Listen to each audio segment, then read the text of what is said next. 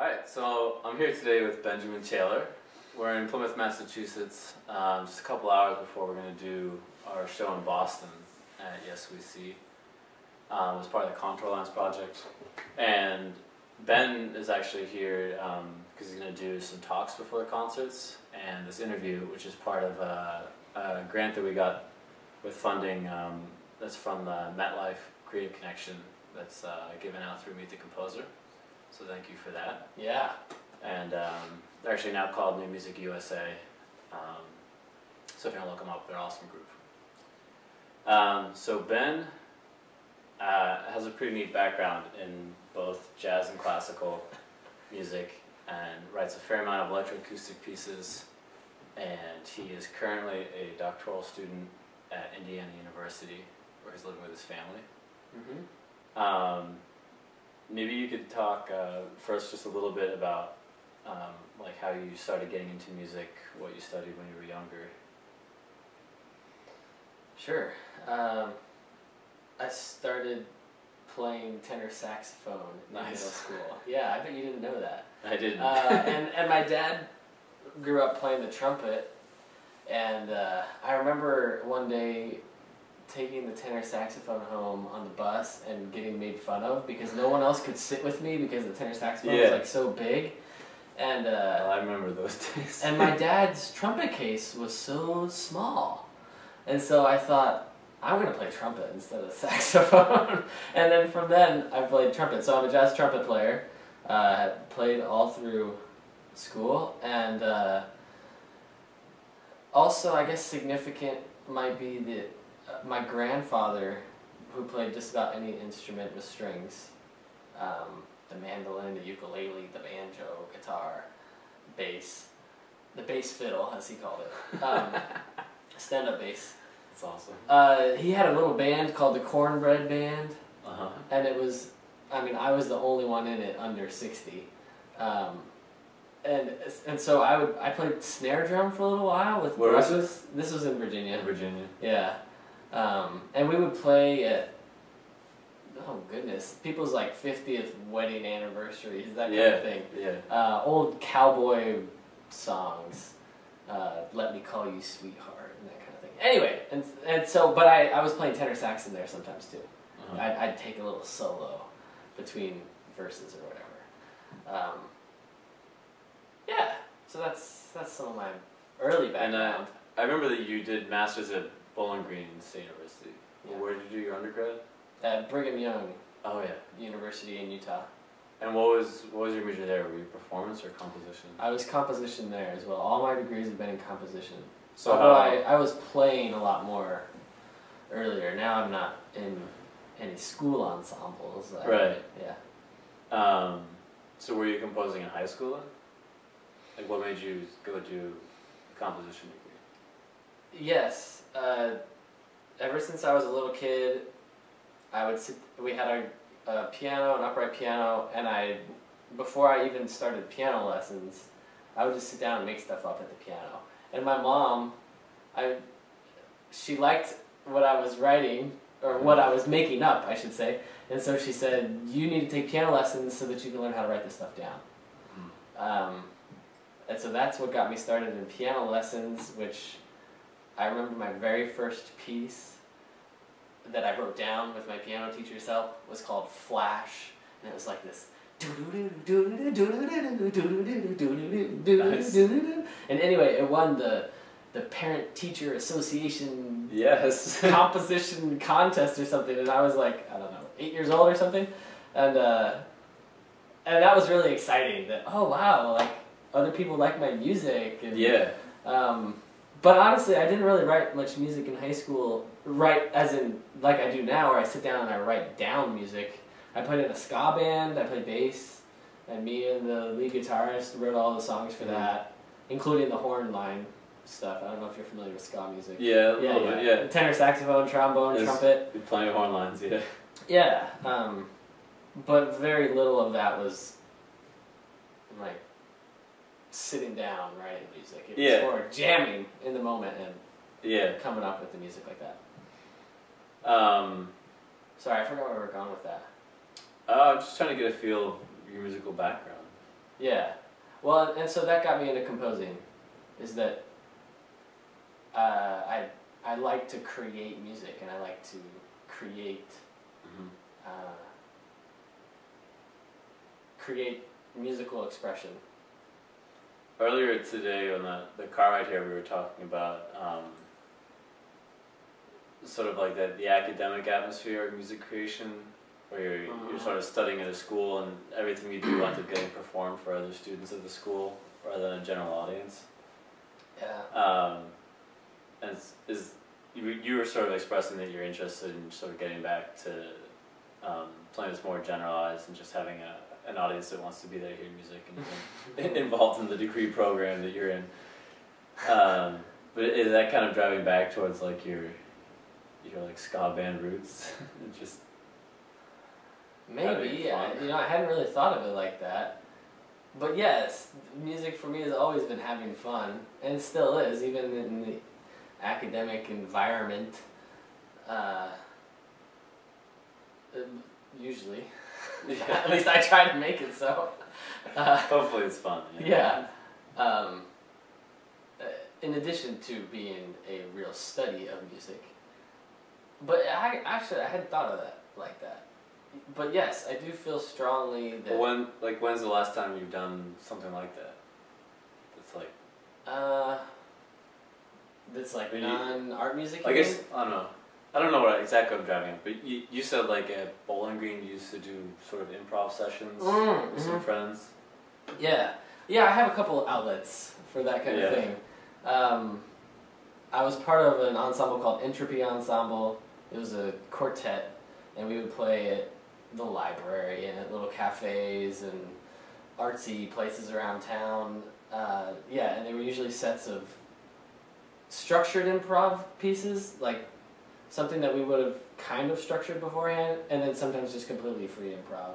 Yeah. Sometimes with very direct audience participation. Like we had a piece where we had a guest vocalist with us, and so we had the audience text, oh gosh, what was it? I think they were all supposed to text like what they'd eaten for breakfast. Okay. And then she was incorporating that text into the piece. Well, anyway, it was fun. That's kind of the idea. So yeah, that kind of thing. We really enjoyed having real connection with an audience as opposed to the stuffiness of an academic concert where you don't even really meet the performer. Like they just walk out on stage, they bow, they play their instrument, they walk off stage. There's nothing else about that person. They were essentially, actually I think you said acting in a mechanical way. Yeah. I like that because I can go home and listen to a recording if that's all I'm going to get out of it. Yeah, well, it's easy in school to just get focused on playing the right notes. Right. You practice so hard to do this thing that you sort of lose the like presenting and entertaining aspect of it. Yeah, of really communicating and connecting with an audience. I think is really important. So, one other outlet that I haven't told you about yet. So I'm a jazz trumpet player, and I got into Dixieland music in my undergrad. I saw some pieces of that. So since then, I've always had a little Dixieland combo. Yeah, and so right now I've got one, Mr. Taylor's Dirty Dixie 6, and it's just such fun music, and everybody loves it, and I mean it has nothing. Well, yeah, I don't really find it very connected with other outlets of my musical creativity, but it's so fun, and that is a kind of music that. What do you play in that group? I'm playing trumpet. Trumpet. Yeah. You told me that you've also been playing an accordion and some other things. Yeah, I inherited an accordion and a ukulele from my grandfather when he passed.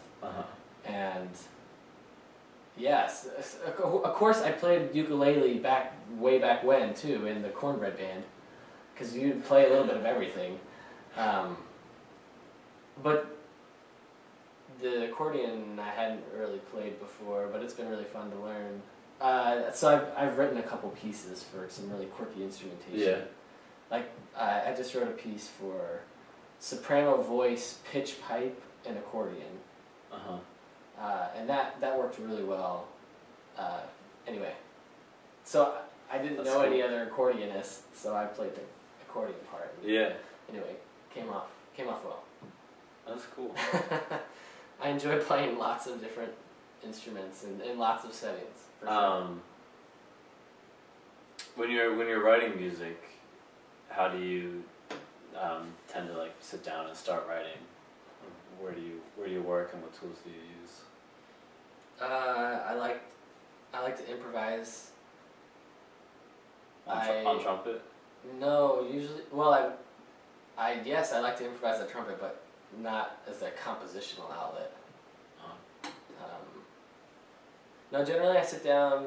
I have an office. That's a good place. Yeah, and so I've got my keyboard right there. Oh gosh, it's such a good question.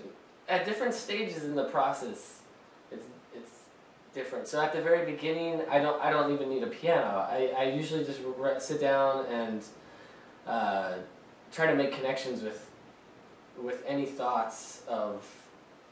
I almost always have to have some kind of non-musical impetus to get me started, whether it's photography or literature or something that my 3-year-old did early in the day or something, but something has to kind of get the ball rolling, and then I can start drawing connections and things out of that. So at this point, I haven't even thought about a pitch, I haven't thought about a single rhythm or anything. I just kind of write words out on the paper, and then eventually I think of little cells, kind of, sometimes of pitches, sometimes of rhythms, and I just play with the music, and then that's when I start to sit at the piano and start to improvise with different ideas and realize, oh, this has this connection with this, and I want to highlight that, or I want to bring this out, and then I start to try to get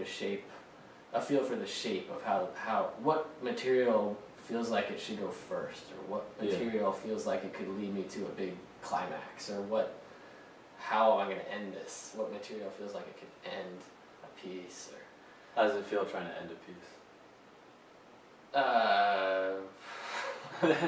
How do you ever go back and change things, and how do you decide that it's done? Yeah, sometimes I go back and change things. You mean like after a premiere performance? Sure. Or just like Rarely. in terms of deciding like this is it and email it off. Well, deadlines have a wonderful way of motivating the final product. It's interesting how a deadline, I think, can almost help creative thoughts. Because at some point, composing is just making decisions. You're just making choices. Do I want to do this or this? And do I want to do it this way or this way? And I mean, it's endless, the amount of possibilities. And so the sooner you can focus, so the sooner I can focus those thoughts, the better. And, but finishing a piece, I guess usually once I feel like I've said what needs to be said, and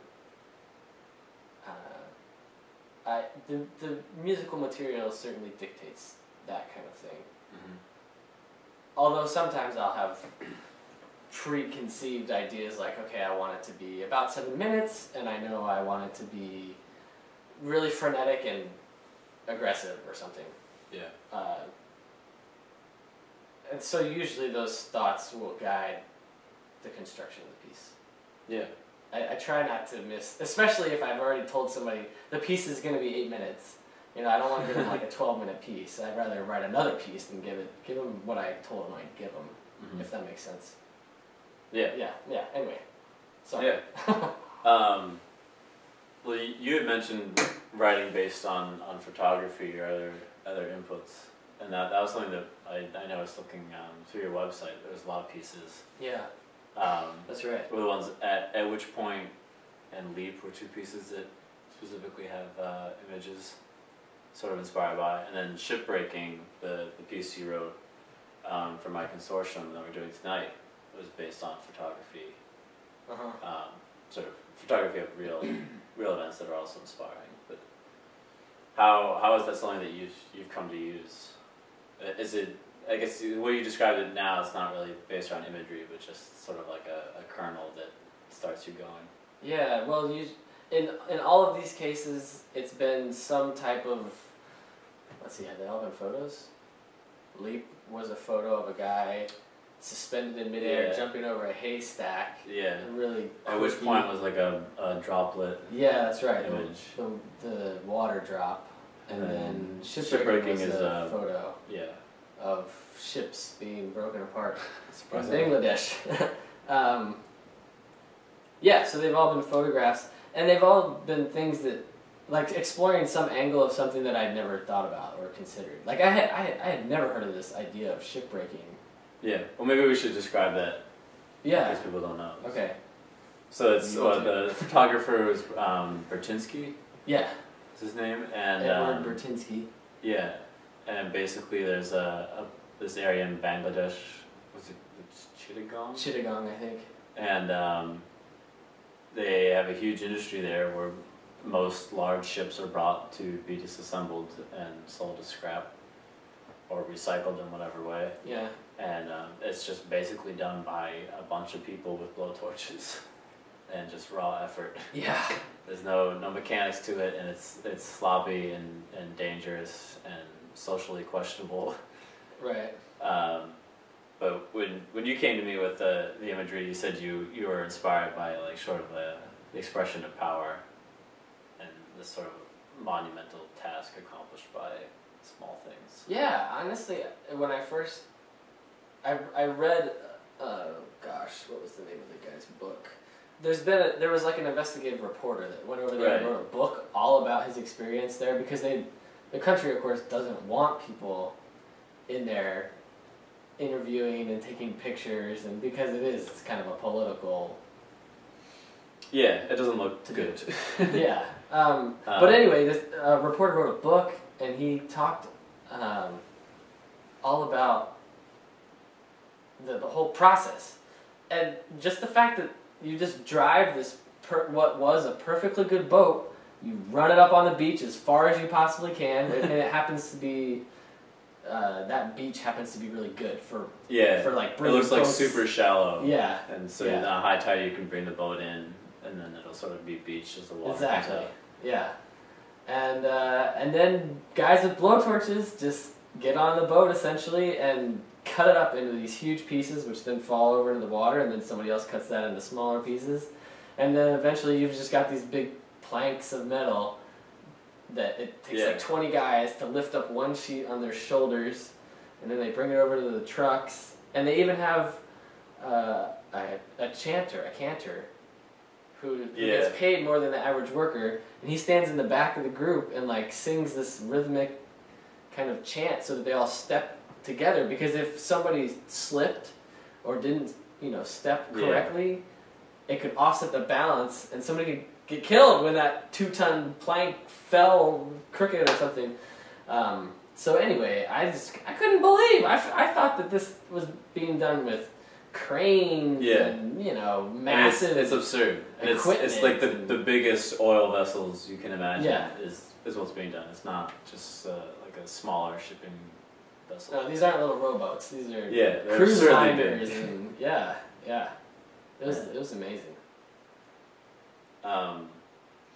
So yes, I see it as a testament of like human perseverance, and hey, we can,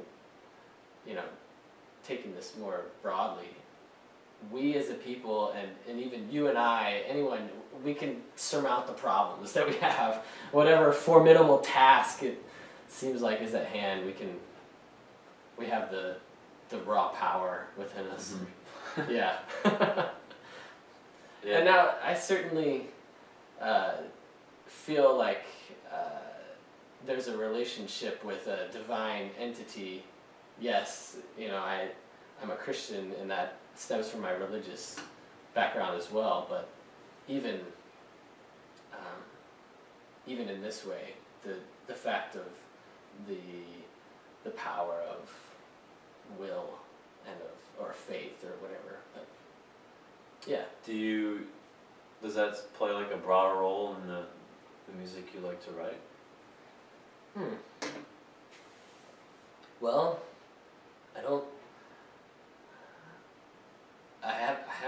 much religious music in the way of, you know, being performed at church or something. But yes, I feel like we as musicians have been given talents and certain abilities that can be of great benefit to other people. Mm-hmm. That it can uplift and gladden the hearts. I don't know what the right word is. That's funny. But yeah, they can. It's like a responsibility, almost. Well, sure, a responsibility or a privilege. I mean, privilege.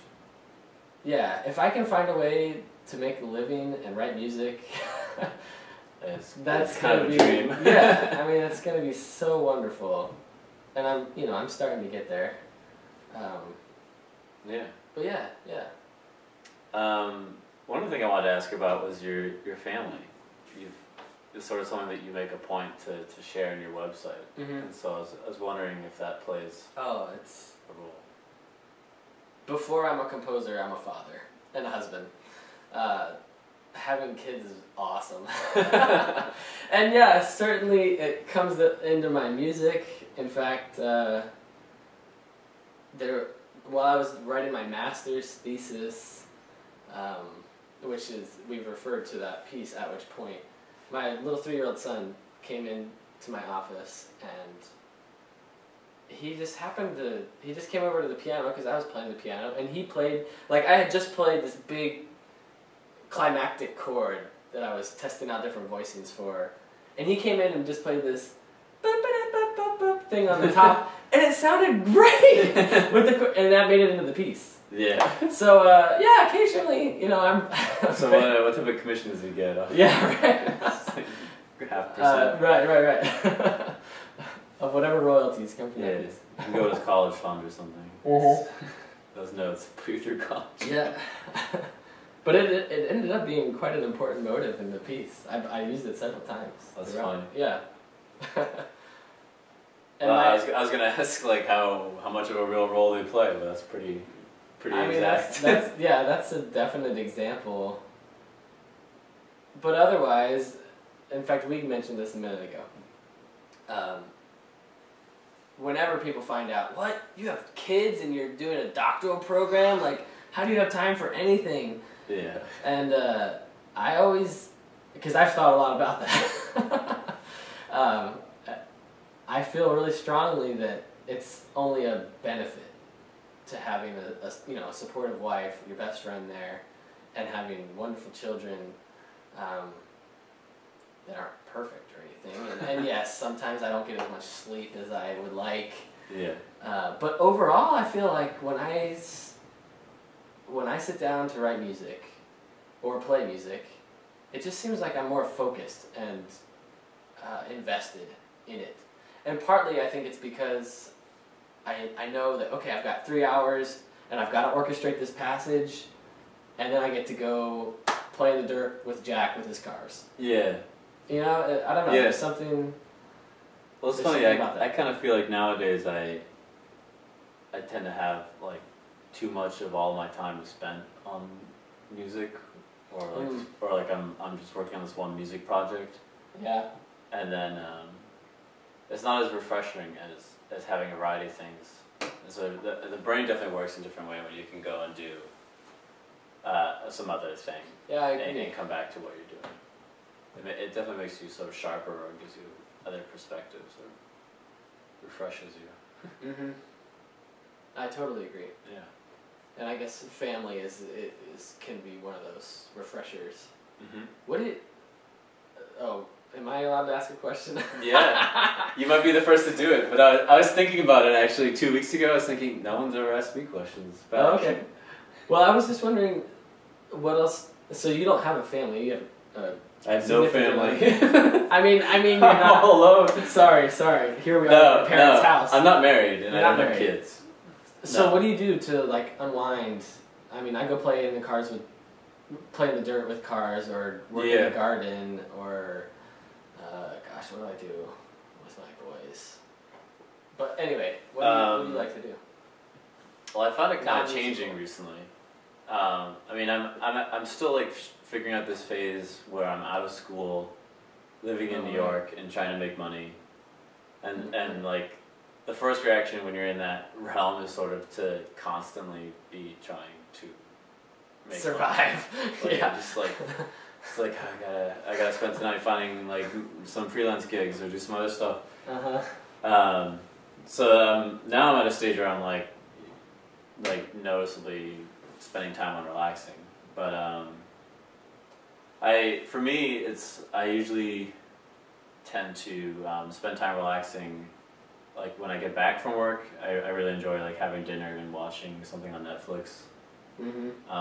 Which lately has been like getting into some random TV show, and we'll just like consume the entirety of it over the course of time. And right now it's been Twin Peaks, which is like a popular TV show in the early 90s. Oh, yeah, I don't know that one.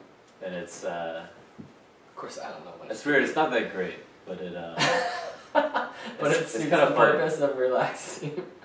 Yeah. Well, you know, if you're like exhausted at the end of the day, you almost don't care, like, as long as it's on. Which is kind of a shame. But I mean, there's other great shows like Battlestar Galactica and some other things that like it's just been really nice to see. And then like some of like the best shows you can talk about afterwards, and they have like important things worth discussing. Outside of that, I really like jogging. I live near Liberty Park, which is a huge open park. It's fun to go jogging over there. I wish I had a bike, because then you can go further. Cool. It's really nice. And I like to hike a lot, but I haven't had a chance to do it much in the past like year or two. Oh, cool. I love to backpack. Yeah, we started doing some winter hikes recently, which is yeah? a whole crazy adventure. Cool. Yeah. Yeah, I grew up doing scouts. I'm an Eagle Scout. And so I volunteer with the local scout troop. And so, I mean, I love going camping and... Yeah, I don't know how you have time to write. I can't wait till crazy. my boys are a little bit older so I can take them along. Uh-huh. I think we've only gone camping as a family once. And That's, I mean, it's probably hard until it can be kind of hard, yeah, when they're so little. But cool, I didn't know you were a runner, a jogger. You classified yourself as. Well, I started to get into that. I've been into it a while. I played a lot of soccer in high school, and was already always pretty comfortable running. Shoes, actually, they kind of remind me. Fast shoes, yeah. And then it's something I like to do recently as like a way to like clear my head. It's sort of like a nice thing where like you're just with your thoughts, and even if you're kind of going over things, it feels like it clears your mind. Yeah, it's been neat. It's something I wasn't doing that much during the winter because it's not always fun. I need to do more of it. Going back to it now. Yeah. Let's get back on topic. Okay. Let's see. I don't like being under the grill. I'll turn the spotlight back over to you. I feel like we need to talk about electronics a bit. Okay. Because Shipbreaking uses a Max Patch, which is a computer program. So I'm playing in a microphone that gets fed into the computer, and then I have a foot pedal I'm pressing to trigger sequential events in the piece. And then the computer is using that information to choose when it's playing back audio files and how it's processing my sound. Right. Maybe you could talk about how you started using that, and like what made you want to start using computers for your composition. in music, yeah. Are you a computer person? I'm not a computer programmer, if that's what you mean, and I can't set you up a network or something. But yes, I love using my iMac. I certainly see it as a necessary tool and a wonderful tool. Getting into electronic music happened in my undergrad when I was exposed to this type of music, because I had never heard of. I mean, if you had asked what's electronic music, I would have told you, oh, that's like what, techno club stuff. I had no idea that there was this style, and I don't even really know what to call it, so I'm just going to do this on the fly. Essentially like weird blips and bloops, but that they're at least to those that write it and experience it and connect with it, it can be really wonderful because it allows you to have like an infinite palette of timbral and sonic choices. I mean, I can make any sound on the computer, and of course that's not like scary. Well, sometimes it is really like debilitating. Too open-ended to get moving. Sometimes it's very debilitating when you have a very specific sound in mind, and then to actually create that sound is really it's almost easier to just take the tools as they are, play around with them, and find some stuff you like, and then use that in a creative way. But anyway, for Shipbreaking, you sort of went to the metal shop at IU and recorded sound samples to use. Is that the bulk of like the material that gave you the electronic part? Like do you tend to work from audio samples to go? I know there's like some processing. Yeah, all the pre-recorded sounds are from my recordings that I did in the metal shop of, you know, clanging metal, lighting the blowtorch, because I wanted that blowtorch aspect in the piece. Yeah. And so the sound of that blowtorch running. Let's see, what else? Oh well, so I had you record a bunch of saxophone samples, and I used some of those and manipulated them. So you're not gonna recognize like a slap tongue. I don't think I recognize any of it. No, I totally forgot I did that. Yeah, but they're in there. They're just manipulated so that I essentially am using them as like source material, but then painting something completely different. I mean, I've changed them so much that you're not going to recognize it as a saxophone sound. Although you might recognize some of the multiphonics. Because there are some multiphonic sounds in the middle section. Yeah. That I wanted to be able to like morph between what you're playing live and then what the pre-recorded sound is and really integrate them. Yeah. And that was kind of like my point of integration, or my point of meeting between the two sound worlds. Yeah. Was, I can bring them together through this like odd frequency harmonic multiphonic sound. So anyway, yeah, that's right. I remember. How do you normally go about working on a piece with electronics? Especially if there's like a fixed playback thing, it sort of seems like it would be like a weird like 2 steps forward, 1 step back process of making electronics part, making the acoustic part. Yeah, it's definitely, I do them together. Like I actually just straight to the end? No. Or in cells like you talked about? Yeah, well, so with Shipbreaking, I remember really clearly that I struggled. Because I've written a lot for saxophone, and I was like, what am I going to write that sounds different than what I've already written, or that I've already heard? I've heard a lot of wonderful saxophone music and a lot with electronics. So what can I contribute? What? And I've got this awesome performer, and so, you know, I don't want to write. Well, you wrote enough notes. I'll tell you that. Well, good. You got your money's worth. Yeah. So I remember I sat down. In fact, I think I have a picture of this that I sent you to prove I was working on the piece. Oh yeah, there's a great picture with all the scores laid out, like because I had like written down just little segments of ideas, and then basically had fun trying to match them up. So I might have written down spectral delay, and then then I had written down several live things that you would be doing. And so, in my head, I'm imagining, okay, well, what would these really sparse slap tongues sound with a spectral delay? Oh, okay, that'd be pretty cool. Or maybe I should save the spectral delay for this section over here, where he's going to be, you know, or something. And so I was like, kind of playing mix and match with all the, you know, 50 little pieces of paper that each had a little musical idea on it. And then writing the piece from that. So I taped them on a big sheet of paper, you know, once I decided, okay, I want it to go like this. And then I actually started to write down notes. Yeah. From those musical ideas. And those notes really just came from, like the first kernels of pitch material just came from improvisations that I wish I still had my saxophone, but I was just on the piano, just trying to figure out what sounds might go with all these metallic, clangy, bangy, screechy sounds. Because I knew I wanted that in the piece, so I had to figure out how do I bridge. Because I don't want this just to be a saxophone playing over top of a bunch of banging. You know, they gotta integrate somehow. They have to make sense with each other. That's funny. I don't want him to destroy a saxophone on stage, although that might have been cool. Blowtorch the saxophone. Yeah. But we'd have to get you a new saxophone every That's a performance. hobby. Yeah. It's tricky.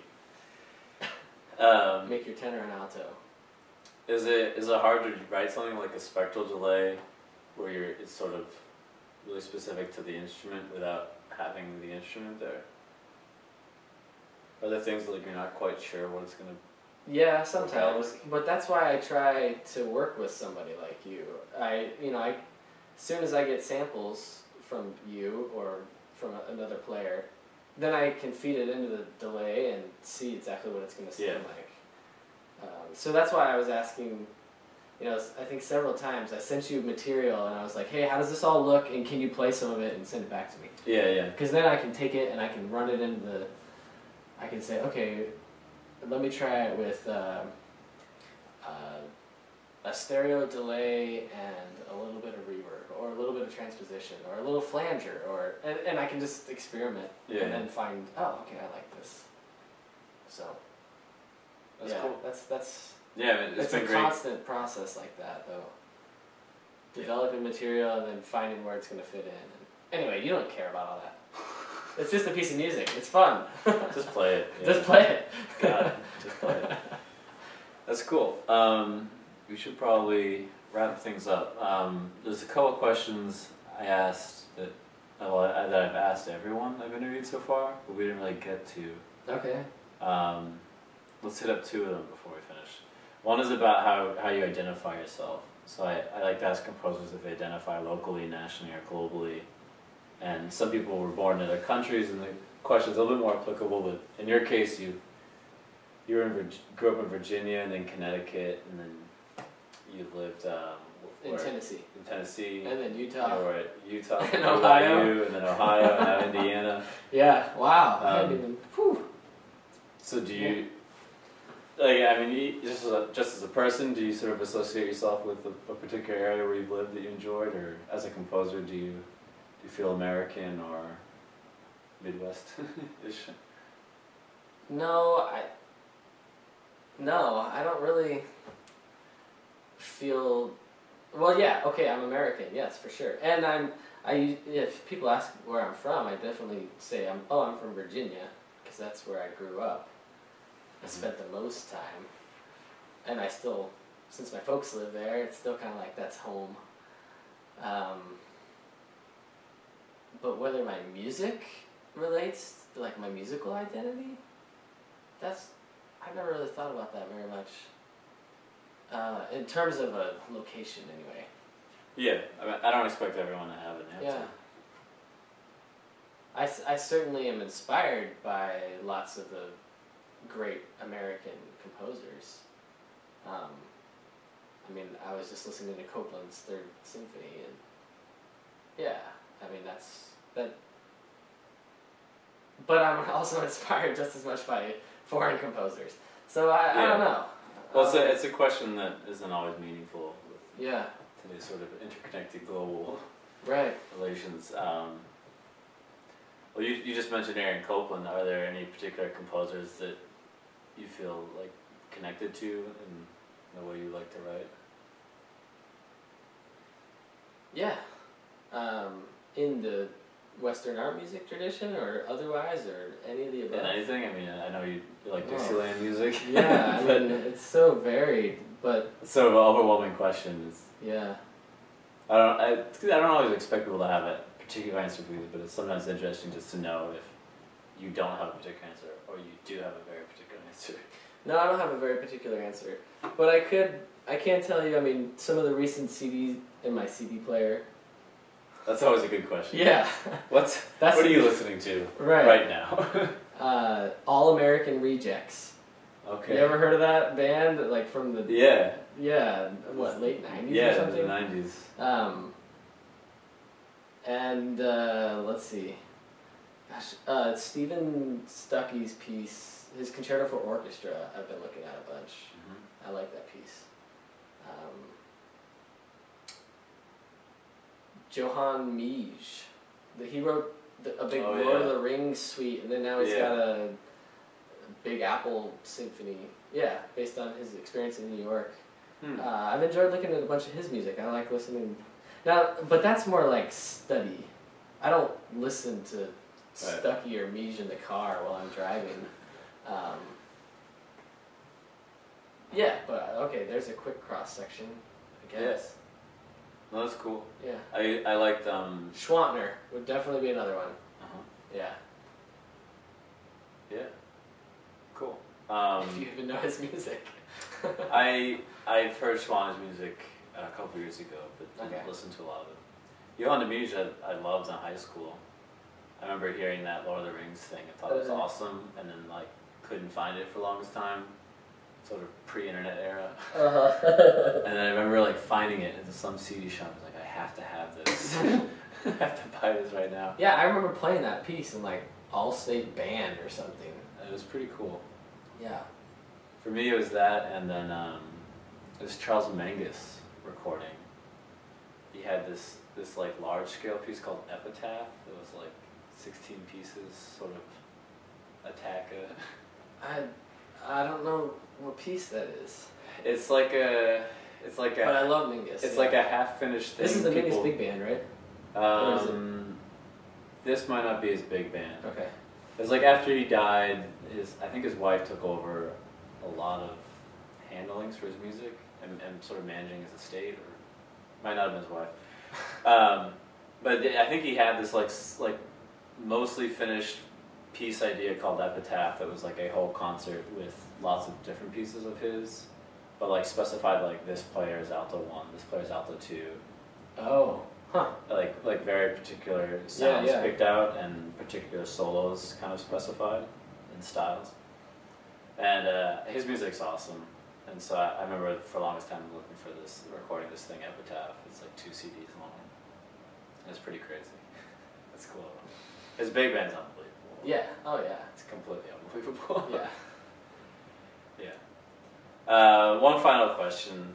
Do you have an ideal space where you think of your music being played? And the examples I like to give is a concert hall, a museum, or a bar. Oh gosh, they all have their advantages, and I feel like some of my music definitely works better outside of the concert hall. And generally, I like music to be a social event. I like it to be something so that it doesn't feel like church. We walk in, we sit down, the people in front are dressed up, they do their thing, we clap, we leave. Like, no, I don't feel like it's really hard to connect to the musicians and between the musicians and the audience when there's that rigid. But on the other hand, sometimes that's really nice to have the very respectful, polite.